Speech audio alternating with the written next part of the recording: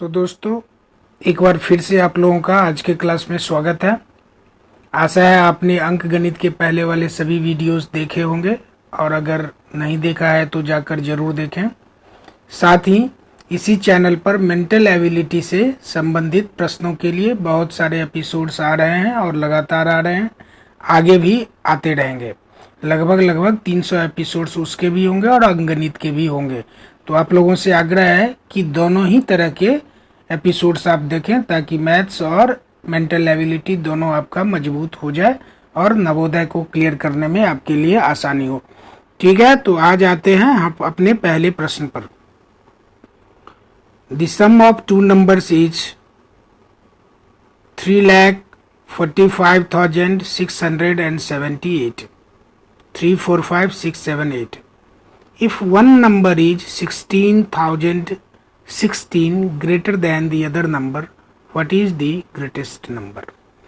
अब कह रहा है कि दो संख्या है जिनका योग 3,45,678 है। फिर कह रहा है कि यदि एक संख्या दूसरी संख्या से 16,016 बड़ी हो तो उन दोनों में सबसे बड़ी संख्या कौन सी है। ठीक है, फिर से एक बार सुन लें क्वेश्चन कि दो संख्याओं का योग 3,45,678 है। यदि एक संख्या दूसरी संख्या से 16,016 बड़ी हो तो बताओ कि उनमें सबसे बड़ी संख्या कौन सी, उन दोनों में बड़ी संख्या कौन सी है। अब देखो यहाँ पर पहली संख्या और दूसरी संख्या का योग कितना है, 3,45,678। और प्रश्न के हिसाब से पहली संख्या दूसरी संख्या से कितनी बड़ी है, 16,016।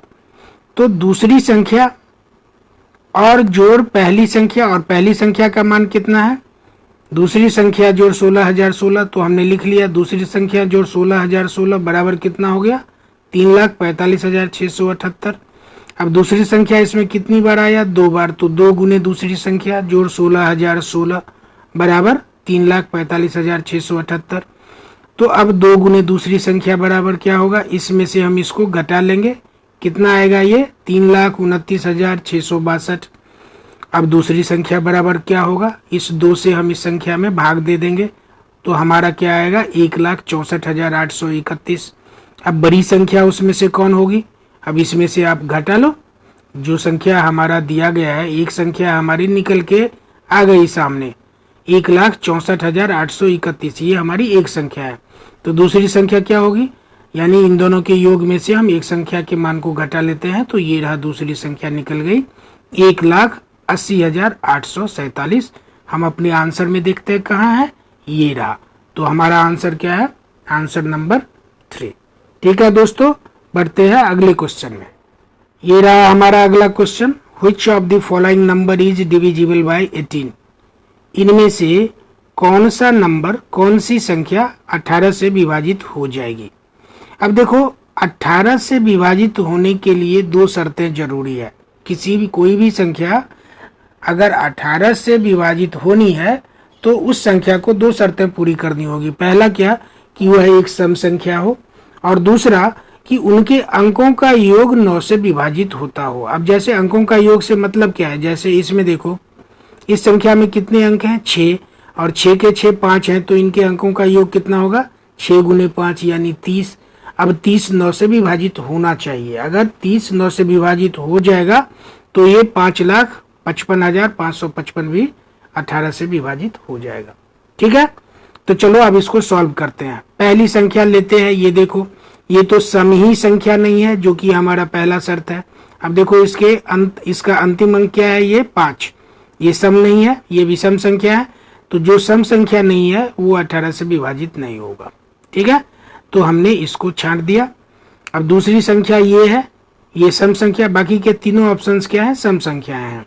अब देखो दूसरा ऑप्शन, अब इनके अंकों को हम जोड़ लेते हैं। इसमें 6 बार 4 आया है, तो 6 गुने 4 बराबर 24, और 24 को अगर हम 9 से भागा दें तो पूरी वो कटेगा नहीं, यानी कि वो 9 से विभाज्य नहीं है।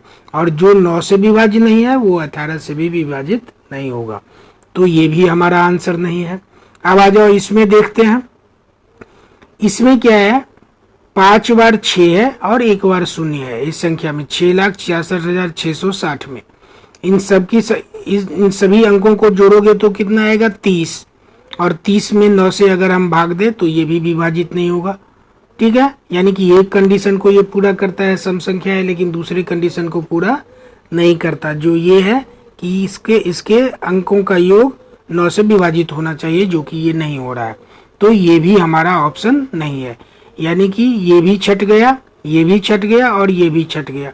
तो वैसे तो बचा हुआ खुद ब खुद आंसर हो जाएगा, लेकिन फिर भी देख लो।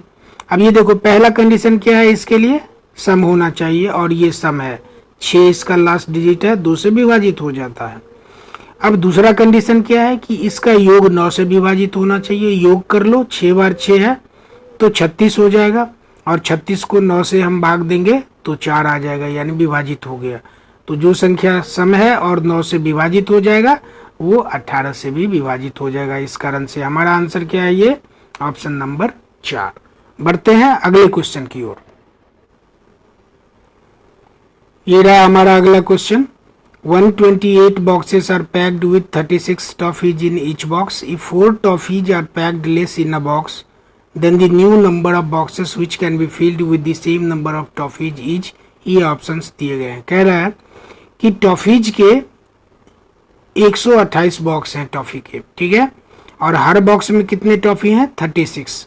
अब कह रहा है कि हमने टॉफी की संख्या कम करनी थी, हमने कर दिया। अब 4 टॉफी हम कम पैक करेंगे, ठीक है।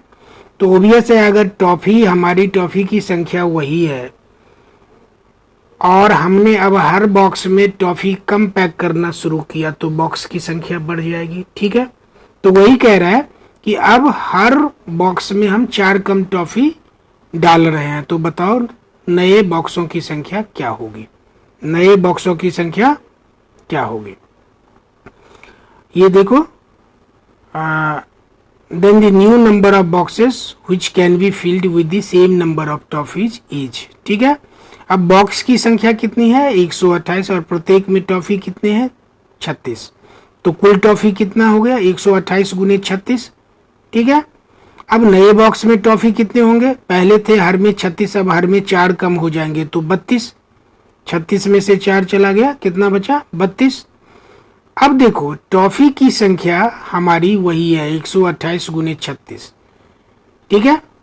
और टॉफी की संख्या अब जो हम नए बॉक्स में डाल रहे हैं वो हमारा कितना कम हो गया, 4, तो अब हो गया 32। और तो बॉक्स की संख्या क्या होगी, तो देखो यहाँ पर बॉक्स की संख्या गुने टॉफी की संख्या, ये पहले वाली है। अब कंडीशन बदल गया, यानी कि बॉक्स की संख्या गुने टॉफी की संख्या, ये नई वाली है। तो नए वाले पैटर्न में अब टॉफी रहेंगे सिर्फ 32, तो बॉक्स की संख्या कितनी होगी, तो बॉक्स की संख्या कितनी होगी, 128 गुने 36 बट्टे 32, 128 गुने 36 बट्टे 32। अब इसको काटो, 8 से काटोगे तो इधर 4 आएगा, इधर 16 आएगा, फिर 4 से 16 को काट दो, 4 आएगा, और 36 को 4 से गुना करोगे तो 144 आएगा। यानी कि अगर 36 आप हर बक्से में रखते हो टॉफी, तो आपको बक्से कितने चाहिए होंगे, 128। लेकिन अगर 32 आप हर बक्से में रखोगे तो आप बॉक्सेस की संख्या बढ़ जाएगी और वो नई संख्या होगी 144। तो इसीलिए हमारा आंसर क्या है, ये 2। ठीक है, बढ़ते हैं अगले क्वेश्चन की ओर। ये रहा हमारा अगला प्रश्न।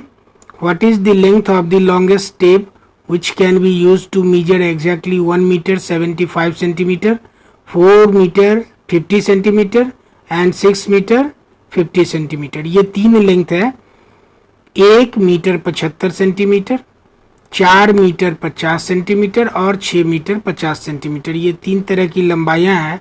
तो हमसे पूछा जा रहा है कि कौन वो सबसे बड़ी टेप होगी, यानी उसकी लंबाई क्या होगी, सबसे अधिक लंबाई, जिससे हम इन अलग अलग लंबाइयों को मेजर कर सकते हैं। ठीक है, सबसे पहले हम इसको बदल लेते हैं सेंटीमीटर में। 1 मीटर में कितने सेंटीमीटर होंगे, 100 सेंटीमीटर।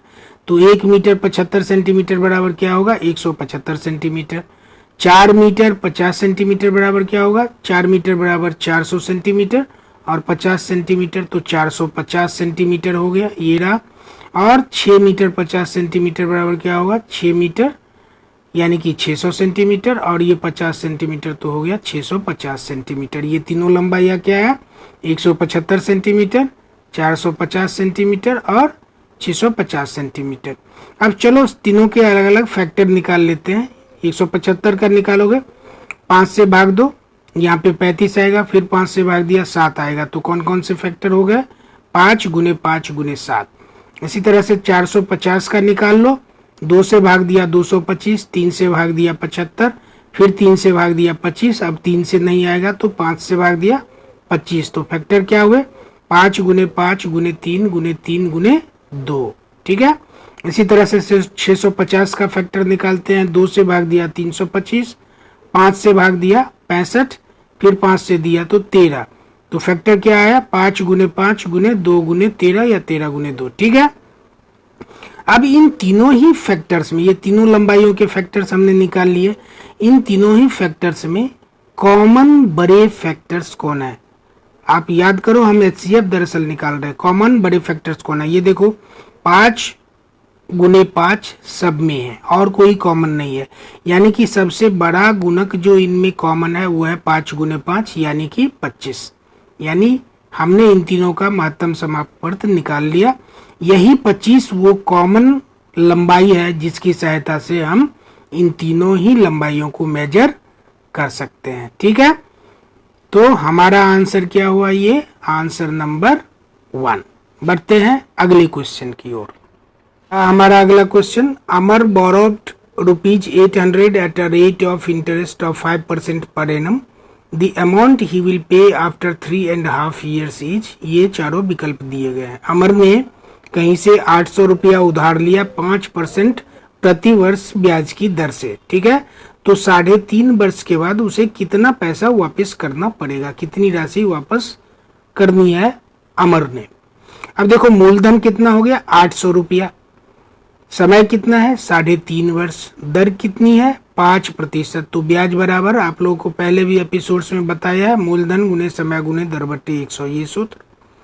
अब देखो तो मूलधन है 800, समय है 3.5 वर्ष, उसको हमने बदल लिया था, ये हो गया 3 दूनी 6 1 7, 7/2 वर्ष ये रहा, और गुने दर 5%। अब काट लो, 2 से 800 को काटोगे 400 आया, यानी कि 400 गुने 7 गुने 5/100, ये 100 यहाँ आ गया। अब 100 से ये 400 को काट लो तो भैया बचा क्या 4, तो 4 गुने 7 गुने 5 ये रहा।